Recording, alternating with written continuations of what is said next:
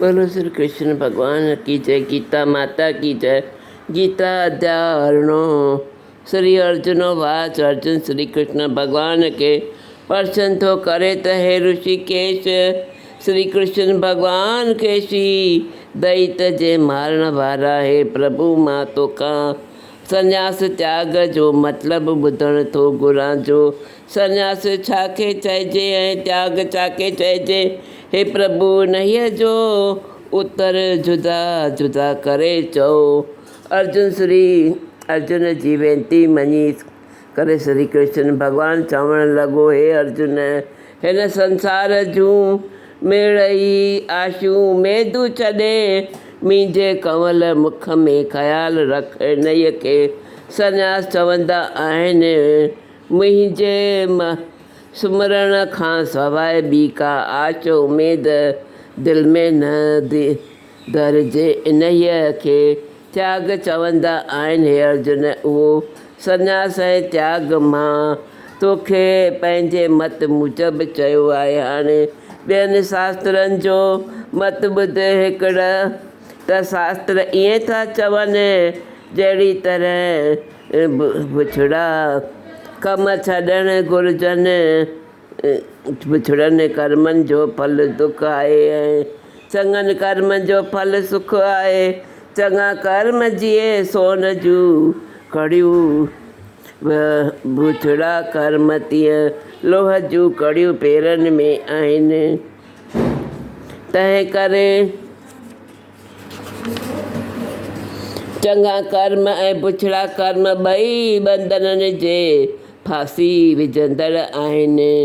छुटकारो ॿिन्ही मां कोन्हे, इन्हीअ करे बि त्यागणु घुरिजनि। वरी किन शास्त्रनि जो मत आहे त जग तपस्या सनानु इहे चङा कर्म न छॾिजनि, छो त इहे कर्म पवित्र कंदड़ आहिनि। हे कुंती नंदन अर्जुन हाणे तूं हीअं ॻाल्हि ॿुध। त्याग टिनि क़िस्मनि जो आहे सो तोखे ॿुधायां थो। मुंहिंजो मर्ज़ी आहे त जगदान तपस्या सनानु इहे छॾणु न घुरिजनि, छो त इन्हनि कर्मनि करे माण्हू पवित्र थो थिए। इन्हीअ करे वैरागी ज्ञानी इन्हनि खे न त्यागींदा आहिनि। जे चङा कर्म करे फल कुझु बि न घुरिजे।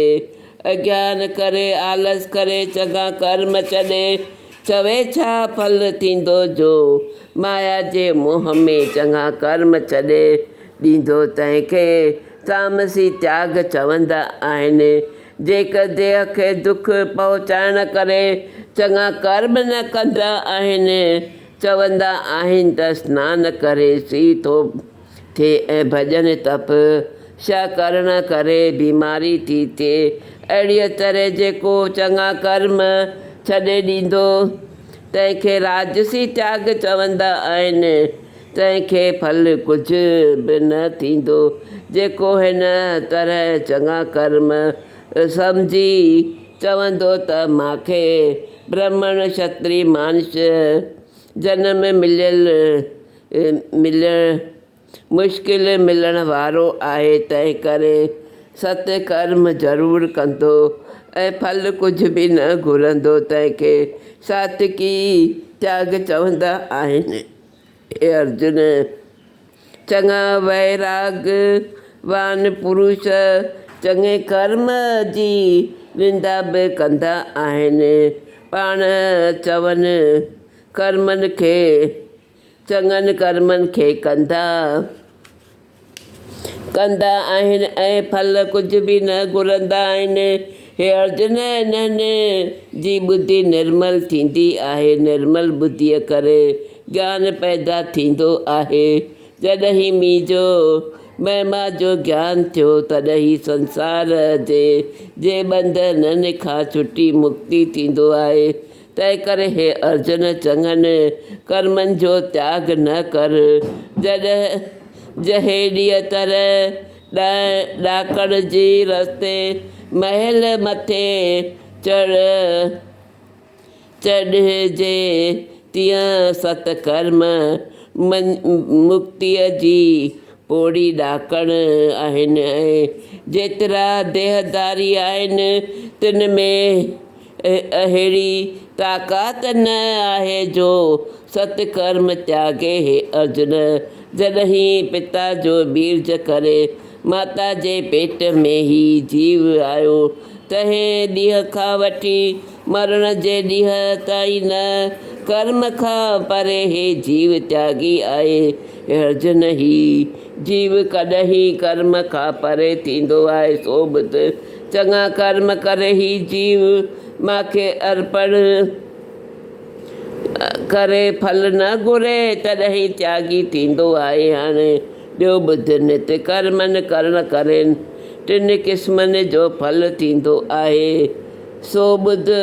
चङनि कर्मनि जो फल सुख ऐं खोटनि कर्मनि जो फल दुख ऐं जो चङा ऐं खोटा कर्म करे तंहिंखे सुख दुख मिलियल थींदो आहे। टिनि क़िस्मनि जा फल संसारी माण्हुनि खां थींदा आहिनि।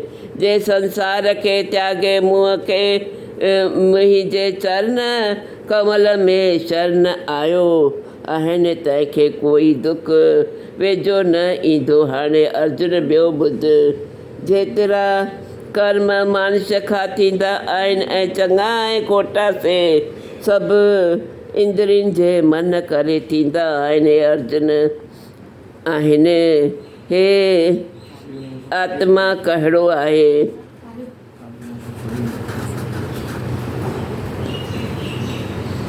हे आत्मा कहिड़ो आहे?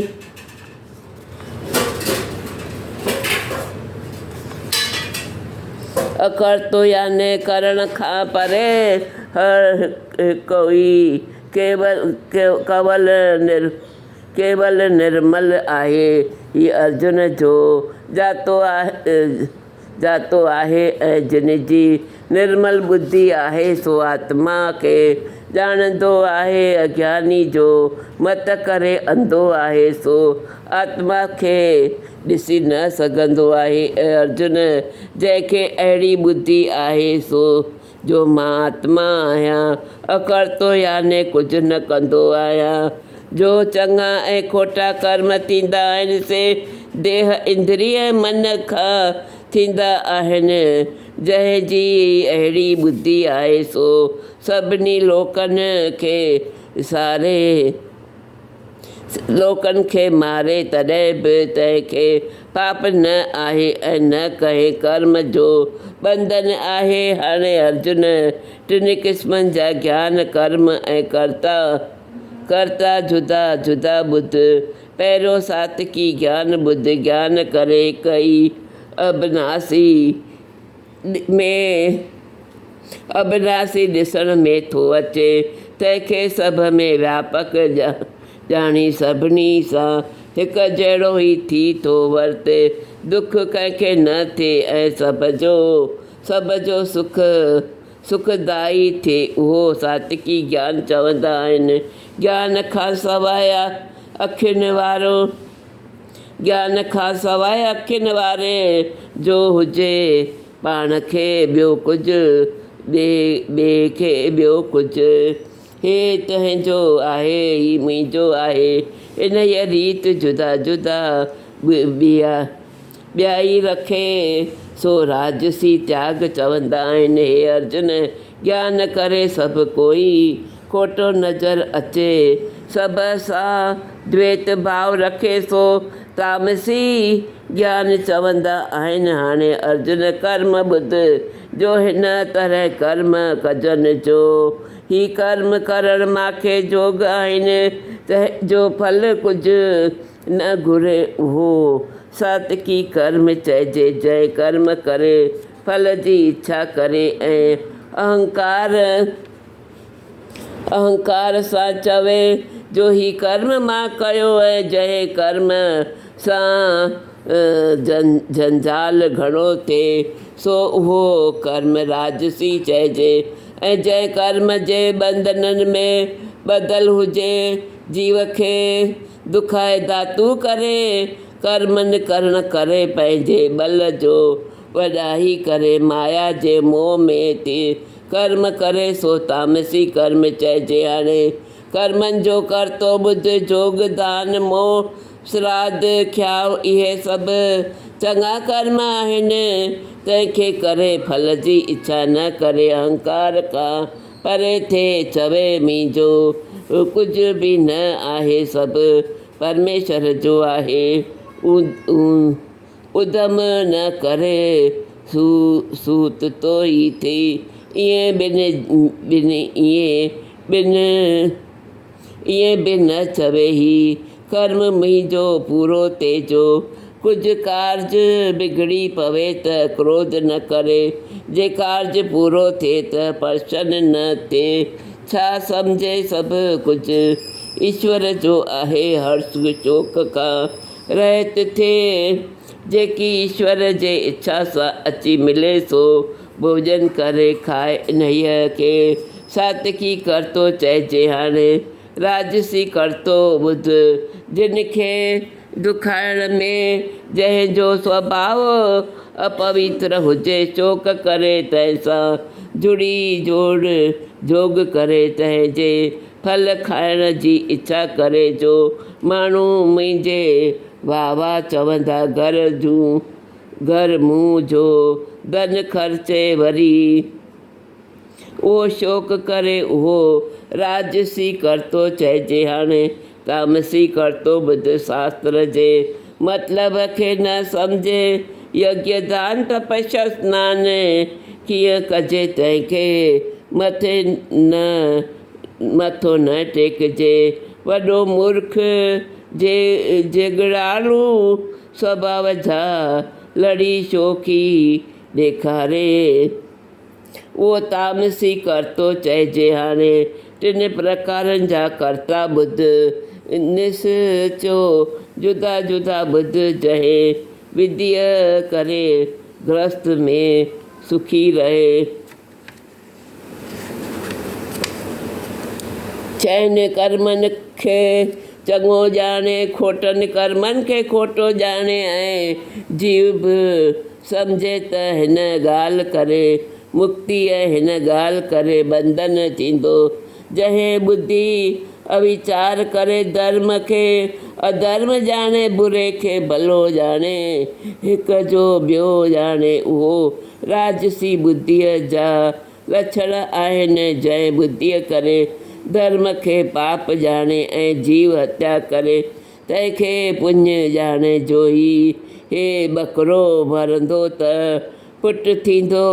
धर्म खे उल्टो पाप सम्झे सा तपस्वी तामसी ॿुधी आहे। हाणे दृढ़ता ॿुध मन कहे खोटे कर्म जी चिंता न करे सभु इंद्रियूं बस रखे फ़क़ति हिकु प्रभुअ जी शरण रखे उहो सात्विकी दृढ़ता आहे। ऐं वरी जॾहिं मन पंहिंजे धर्म में सभिनी तरह दृढ़ निश्चय धन जे खुटण खाइण कपिड़ा पहिरण ऐं में हुजे तॾहिं राजसी दृढ़ता आहे। घणीअ चिंता में घलत्यान रहे निंड में सुम्ही रहे कलेश विखदी करे इहे टेई लक्षण तामसी दृढ़ता जा आहिनि। इन्हीअ खोटीअ ॿुद्धीअ में जे रड़ियल आहिनि निंड कलेश चिंता टिनी विकारनि में से गुण पाण खे मुक्ति रूप करे नथो सघनि तंहिंजी तामसी दृढ़ता ॼाण। हे भारत वंशी अर्जुन हाणे टिनि प्रकारनि जा सुख ॿुध जो माण्हू कूड़ो न खाए सुख ॼाणे मिठो खटो अमृत वांगुरु भोजन करे पहिरियां ई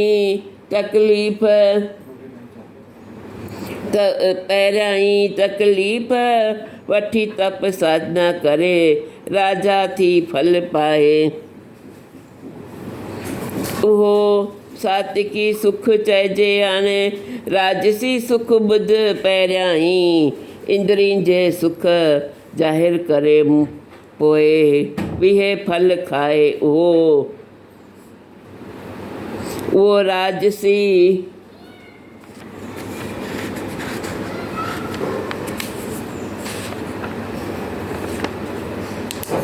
सुख चइजे ही चइजे ही चारही तुच्छ फल आहिनि सो हाणे तामसी सुख ॿुध पहिरां वेसारो निंदर आलस बेखबर थी परमेश्वर खां भुलण उहो तामसी सुख आहे। हाणे अर्जुन ॿियो ॿुध स्वर्ग खां वठी पृथ्वीअ जे पाताल लोक नांग लोक ताईं टई लोक माया मां पैदा थिया आहिनि। इन ई टिनी लोकनि में माया जा टे गुण आहिनि। टिनी गुणनि जे स्वभावनि में टेई लोक वर्तिया आहिनि। लोक में गुणनि में लोक आहिनि। इन ई कारण करे त्रिगुणी माया सृष्टि चई आहे। हे अर्जुन हाणे ब्राह्मण क्षत्रिय वैश्य शूद्र इन्हनि चइनी वर्णनि जा स्वभाव कर्म त चवांदिरिन खे विषय विकार खां जीतण मन विकल्पनि खां जीतण तपस्या भजन करण पवित्र रहण क्षमा धीरज स्वभाव रखण ज्ञानी थियण पाप खे सुञाणण विज्ञान गोविंद तत् स्वभाव खे ॼाणण इहे ब्राह्मण जा स्वभाव धर्म आहिनि। हाणे क्षत्रिय जा स्वभाव धर्म ॿुध।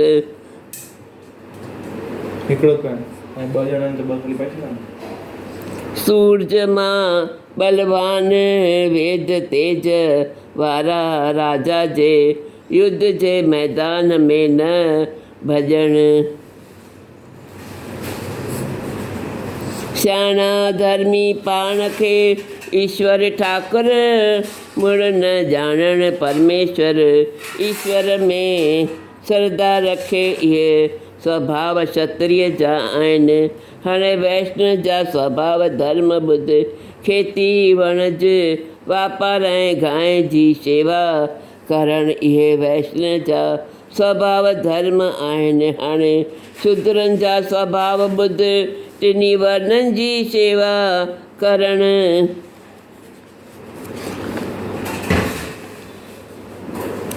शेवा मां जो धन मिले तंहिं ते राजी रहण ऐं शूद्र जा स्वभाव धर्म आहिनि। इहे चइनि वर्णनि जा स्वभाव चयमि इहे जीव प्राणी पंहिंजा कर्म करे सिद्ध स्वरूप खे पाईंदा आहिनि। पंहिंजे कर्मनि में निश्चय करे दृढ़ आहिनि। इन्हीअ मां जो फल निकिरे तंहिंखे छा चइजे। पार ब्रह्म जो सृष्टिअ जो रचण वारो आहे सो सभ में व्यापक अविनाशी आहे। तंहिंखे पैदा आहे तंहिंखे पाईंदा आहे। अर्जुन इन्हनि चइनी वर्णनि जा जो धर्म चयमि इन्हनि खे पंहिंजे धर्म मां कल्याण करिणो आहे। पंहिंजो धर्म न छॾे ॿिए जो धर्म धर्म हिन जी सहायता न कंदो। पंहिंजो धर्म मुक्तिअ जो कल्याण दाता आहे। इहे चइनि वर्णनि जा धर्म चयमि। हाणे टिनि गुणनि जा लक्षण ॿुध। हे अर्जुन मुंहिंजो भॼन करण करे चारई गुण कटिया वेंदा आहिनि सो सुत तो ई मुंहिंजे चौथे पद खे पाईंदो। तंहिंजो नालो सूरज पद तुरिया पद सत पद बि चइबो आहे। हे जीव इन ई पद खे प्राप्त थिया आहिनि। तंहिंखे कंहिं कर्म त्यागण जो दोखो न आहे। जो सत पद खे खोए करे पंहिंजे कम में जो उधम करे तंहिंखे वॾो पाखो आहे। तंहिं ते दृष्टांत ॿुध जीव दुहे खां न्यारी निर्मल अग्नि बढ़ंदड़ आहे तहें निर्मल अग्नीअ में दुहे वारी काठी मेलजे तॾहिं निर्मल अग्नीअ खे बिगाड़े विझंदी आहे तीअं ई चौथे पद त्रिया वारे के कर्म उधम कर्म दोखो आहे कर्म जो उधम करण सतपुरुष खे बिगाड़े।